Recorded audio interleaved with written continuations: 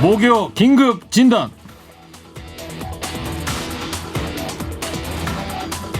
단계적 일상회복 4주차입니다. 어제 하루인데 코로나19 신규 확진자가 3,938명입니다. 정부는 수도권 상황이 심각하다면서 언제든 비상계획 발동할 수 있다고 밝히고 있고요. 자, 날로 심각해지는 코로나 상황 오늘 긴급 진단해야겠습니다. 최지은 아나운서, 강양구 과학전문기자 두 분 나왔어요. 어서 오세요. 네, 안녕하십니까. 강양구입니다. 네, 안녕하세요. TBS 코로나 특보를 진행하고 있는 최지은 아나운서입니다. 자, 방송 들으시면서 오늘도 확진자가 많이 나오고 위중증 환자도 많이 나왔습니다. 사망자도 계속 나오고 있는데 궁금한 거 있으신 분들 50번의 유료 문자 샵에 0951 TBS 앱, TBS FM 유튜브 채널로 들어오셔서 라이브 댓글 남겨주시면 되겠습니다. 네. 강 기자가 먼저 지금 상황을 좀 얘기를 좀 해주세요. 네, 일단 지금 상황 좋지가 않습니다. 이제 두 가지 면에서 좋지가 않은데요. 하나는 단계적 일상 회복으로 나아가면 확진자가 많이 늘어날 것이라는 건 당연히 많은 분들이 예상을 했던 거예요. 그렇죠. 네. 뭐 5천 명까지도 봤었잖아요. 네, 그렇습니다. 뭐 5천 명까지도 봤었고 이제 굉장히 비관적이신 분들 같은 경우에는 좀 과장을 섞어서 10,000명까지도 이야기를 하셨던 분들도 있었어요. 그런데 방역 당국에서는 계속해서 확진 환자 숫자가 중요한 건 아니고 확진 환자가 늘어남에 따라서 그 안에 위중증 환자가 얼마나 발생할지 그리고 이제 다 나아가서 위중증 환자 중에 사망하시는 분들이 얼마나 발생할지가 문제다. 네. 근데 그 위중증 환자나 혹은 사망자가 우리가 관리가 가능한 수준이라면 특히 위중증 환자가 크게 걱정할 게 없다. 우리는 갈 길 간다라는 게 이제 방역 당국의 입장이었고 이제 많은 전문가들이 그러기를 바랐는데 이 문제는 무엇이냐면 사실은 확진 환자의 숫자만 놓고 보면은 뭐 3,000명에서 4,000명이니까 위드 코로나를 먼저 시행한 다른 나라들보다는 그래도 양호한 편입니다만. 네, 맞습니다. 그런데 문제는 이제 확진자가 이 정도 나왔을 때 방역 당국이 예상하고 있는 위중증 환자의 숫자가 있는데 생각보다 위중증 환자의 숫자가 많이 발생하고 있는 거예요. 당초 예상은 얼마였었어요? 당초 예상은 500명 미만이었나요? 그렇습니다. 500명 미만이었고 그 단계적 일상회복 시작하기 전까지만 하더라도 위중증 환자의 숫자들이 점점점 줄어드는 추세였거든요. 한 300명가량에서 왔다 갔다 했었죠. 네, 그렇습니다. 예. 그래서 오늘이 600명. 612명. 612. 그러니까 이제 한 달 새에 한 이제 2배가 늘어나 버린 거잖아요. 그러네요. 그리고 또 더 큰 문제는 그 늘어난 비율이 대부분 다 수도권에 집중되어 있다라는 것도 또 문제입니다. 이제 그런 요인들이 겹쳐져 가지고 지금 상황이 뭔가 다른 조치가 좀 필요한 상황이 아닌가라는 좀 공감대가 점점점 모아지고 있는 것으로 보입니다. 예, 그래서 수도권만이라도 비상계획, 서킷 브레이커 지금 하고 있는 일상 회복을 잠시 중단하자라는 의견이 많은데 어떻습니까? 자, 사실은 이게 그 말처럼 쉬운 일은 아니에요. 왜냐하면 일단 단계적 일상 회복으로 갔는데 다시 고백하는 건 사실은 여러 가지 리스크를 우리가 안고 가야 되는 거잖아요. 특히 소상공인들, 자영업자들. 맞습니다. 이제 생계형 자영업자들 같은 경우에는 이제 한 달 동안 겨우 이제 기지개를 폈는데 다시 움츠러들 수 있으니까. 그러니까요. 이제 그것 때문에 방역 당국 또 그리고 정부에서도 굉장히 고민이 많은 것으로 알고 있고요. 근데 일단은 지금 수도권의 상황이 굉장히 좋지 않기 때문에 내일 발표가 됩니다. 네. 내일 그 지금까지 나온 조치에 추가적으로 무엇인가가 나오긴 할 것으로 보입니다. 그 취재된 바는 없습니까? 아직? 네, 취재된 바 제가 예. 취재한 바를 잠깐 말씀을 드리면 일단은 그 생계형 자영업자분들은 조금 안심하셔도 되는 게 정부에서 방침을 정했어요. 아주 심각한 상황이 아닌 한에는 문을 다시 닫게 하거나 혹은 영업 시간을 줄여서 영업을 못하게 하는 일은 없도록 하겠다라는 게 일단은 큰 기조인 것 같습니다. 그런데 뭐가 이제 뭐가 있어요? 이제 문제가 생기냐면 첫째는 지금은 식당이나 카페에는 방역 패스가 적용이 안 되고 있잖아요. 방역 뭐요? 방역 패스, 백신 패스가 적용이 안 되고 있습니다. 그러니까 백신을 맞은 사람들이 백신 맞았다라는 증명서라든지 백신을 안 맞은 분들은 PCR 검사를 해서 내가 음성이다라는 확인서라든지 이런 걸 일일이 검사는 안 하고 있으니까요. 네, 식당이나 코드 체크는 하잖아요. 네, 그런데 식당이나 카페를 들어갈 때는 이제 그런 걸 할 수 있지만은 사실 안 하거든요. 그런데 식당, 카페 혹은 뭐 식당, 카페에 준하는 장소를 들어갈 때 백신을 접종했다거나 혹은 코로나 음성이라는 증명을 해야 출입할 수 있도록 하는 걸 좀 강화하도록 하는 방안이 포함될 가능성이 있고요. 네. 그러니까 식당, 카페는 문은 자유롭게 열고 영업 시간도 자유롭게 하되 시간이라든가 인원 제한 그런 거는 안 할 건데. 인원 제한은 할 수 있습니다. 네, 이제 거기에다 추가로 해가지고 추가로 지금 수도권 같은 경우에는 이제 10명까지 모일 수 있고 그 10명 중에서 백신 접종 안 한 사람이 4명이 포함될 수가 있거든요. 네. 6 플러스 4. 그런데 이제 그게 6 플러스 4인데 8 플러스 2나 10명까지는 똑같이 모이는데 백신 접종 안 하신 분들은 2명까지만 출입할 수 있도록 하는 8 플러스 2가 되거나 혹은 숫자가 줄어가지고 6 플러스 2나 4 플러스 2 형태로 줄어들 가능성은 지금 검토가 네. 되고 있는 것으로 알고 있습니다. 그거 하나가 좀 바꿔줄 수가 있다. 예. 네. 그게 내일 발표가 됩니다. 네.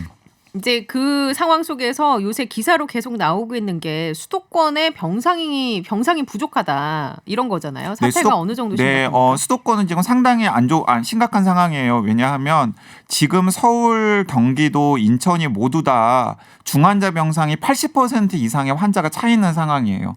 근데 이게 그러면은 20% 아직 남았으니까 괜찮지 않냐라고 생각하는데 사실 10%에서 15% 정도는 서류상으로는 병상이 있지만은 케어할 수 있는 인력이라던가 중환자가 되었을 때 그 중환자를 케어할 수 있는 장비 이런 것들을 염두에 두면은 사실은 가동을 못하는 병상일 가능성이 굉장히 커요. 그래서 수도권, 그러니까 서울, 경기, 인천 같은 경우는 이미 중환자 병상이 다 차 있다라고 생각을 하시면 됩니다.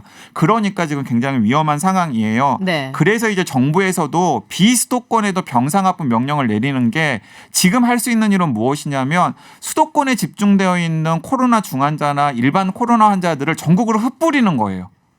그러니까 그거를 나라 차원에서 관리를 하겠다. 나라 차원에서 관리를 하겠다라는 네. 겁니다. 근데 전국으로 흩뿌리다 보면은 당연히 지역 차원에서도 병상 부족 문제가 생길 수 있잖아요. 네. 그래서 정부에서 비수도권에도 병상 확보 명령을 내린 겁니다. 선제적인 조치를 한 거죠. 다른 나라 얘기입니다만 얼마 전에 보니까 네덜란드에 워낙 위중증 환자가 많다 보니까 독일로다가 이송한다 이런 기사가 있던데요. 네, 맞습니다. 그러니까 이제 우리나라 같은 경우는 이렇게 생각을 하시면 돼요.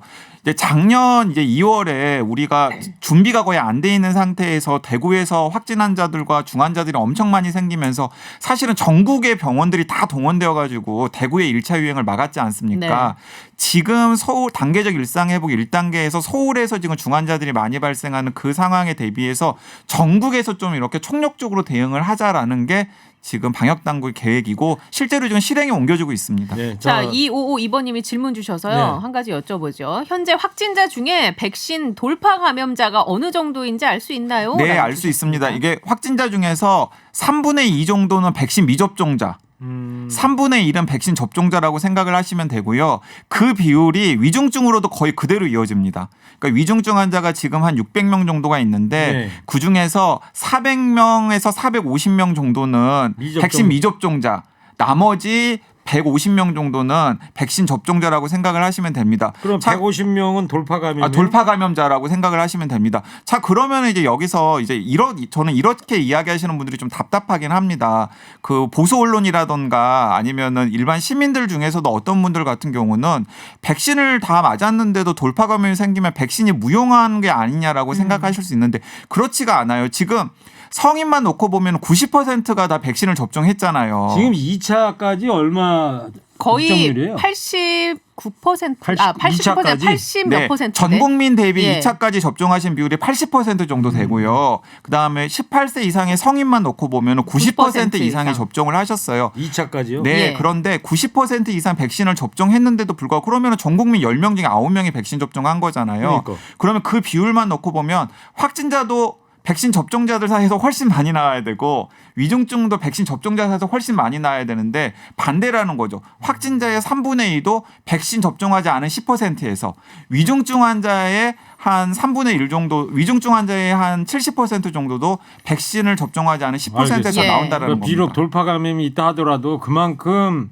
백신 접종이 중요한 중요한 거다. 그렇죠. 거죠. 네. 돌파 감염은 자. 문제될 게 없다. 백신 맞은 분들. 예. 자, 그리고 이런 질문을 주고 계신 분들도 계십니다. 최근에 일본에서 코로나19 확진자 수가 정말 드라마틱하게 줄어들었습니다. 몇만 명씩 나오다가 몇십 명 수준으로 줄고 그래서 이런 기사가 어제 오늘 계속 포털 사이트 상단에 노출돼서요.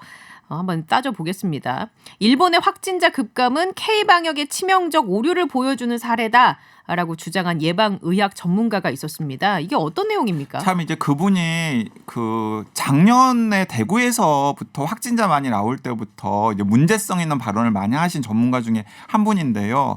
그러니까 아무것도 하지 말자. 그러니까 집단 감염이 집단 되려면 감염, 네. 그냥 자연스럽게 감염되고 낳고 하는 과정을 반복해야 한다. 네, 그런데 이제 그걸 처음 했던 나라가 스웨덴이었지 스웨덴. 않습니까? 근데 네. 스웨덴에서 사망자가 엄청나게 많이 나왔잖아요. 우리나라 인구랑 비율로 놓고 보면 우리나라에서 한 7만 5천 명 정도의 사망자가 나왔다고 이제 생각할 수 있는 게 이제 스웨덴의 결과였거든요. 근데 그런 이야기들을 계속해서 하셨던 분인데 이번에는 이제 일본 사례를 놓고서 일본이 저렇게 확진 환자가 갑자기 줄어들 수 있었던 데는 걸릴 만한 사람은 다 걸렸기 때문이다. 네, 그런데 그거 말이 안 되는 거예요. 왜냐하면 그 말이 되려면 일본보다 훨씬 더 유행 상황이 좋지 않았던 유럽이나 미국 같은 경우에는 진짜 아무런 문제가 없어야 되는데 지금 유럽이나 미국 같은 경우에도 상황이 점점 안 좋아지고 있지 않습니까? 그러니까요. 그렇기 때문에 유럽이 아주 심한 거 같아요. 네, 그렇습니다. 그래서 이제 그분의 분석은 저는 틀렸다라고 생각을 하고 다수의 전문가들이 좀 그분의 이야기에 약간 코웃음을 치고 있는 상황이고요. 지금 일본 상황은 진짜 미스터리예요. 왜냐하면 네. 일본 내에 있는 방역 전문가들도 도대체 일본 방역 당국이 발표하는 확진자 숫자를 믿어야 될 것인가? 그리고 일본에서 지금 확진자 숫자뿐만 아니라 위중증 환자 숫자도 줄어들고 있고 사망자 숫자도 줄어들고 있는 것처럼 얼마씩 보이는데 나오는데요, 지금 발표되는 게.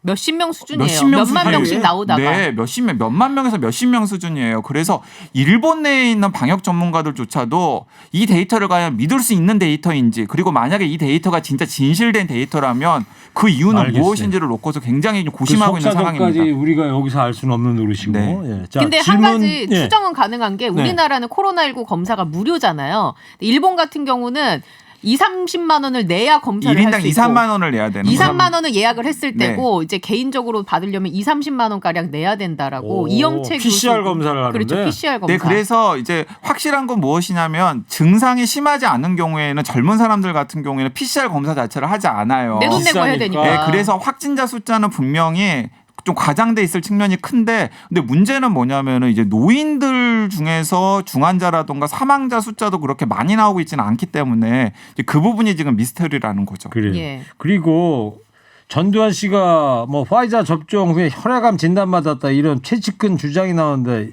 이게 어떤 맞는 주장이에요? 네, 그 이제 최측근조차도 이게 이제 백신 때문에 사망한 것이다라고 이야기한 것은 아니다라고 이제 정정을 한 상태고요. 아, 그랬어요? 네, 이제 많은 전문가들이 이제 특히 이제 혈액암을 돌보는 전문가들이 이야기를 하는 것인데 혈액암 그러니까 이 전두환 씨 같은 경우는 만성 골수성 백혈병이거든요. 네, 네. 그건 굉장히 오랜 시간에 걸쳐서 다발성 골수 뭐죠? 네, 만성이 아니고. 그러니까 굉장히 이게 그 만성 골수성 백혈병이 심하게 되면은 그렇게 이제 그 장기에 여러 곳에서 문제들이 생겨가지고 여러 결국에는 군데. 이제 사망까지 이르게 되는 상황인데 그 전두환 씨가 앓은 혈액암은 급성이 아니라 이렇게 오랫동안에 걸쳐서 진행되는 혈액암이기 때문에 백신 접종 전부터 문제가 있었을 가능성이 크지 백신 때문에 혈액암이 유발되었다라고 볼 수 없다라는 게 전문가들의 공통된 의견입니다. 알겠어요. 예. 자, 질문 좀 소개해 주세요, 이제. 자, 강 기자님 질문 있는데요. 다음 주 토요일에 상견례가 예정돼 있습니다. 10명 인원 제한 이거 더 떨어질까요? 라고 주셨는데. 그러니까 인원 제한이 더 심해지는 거 아닌가를. 더 떨어질 가능성이 있습니다. 그러니까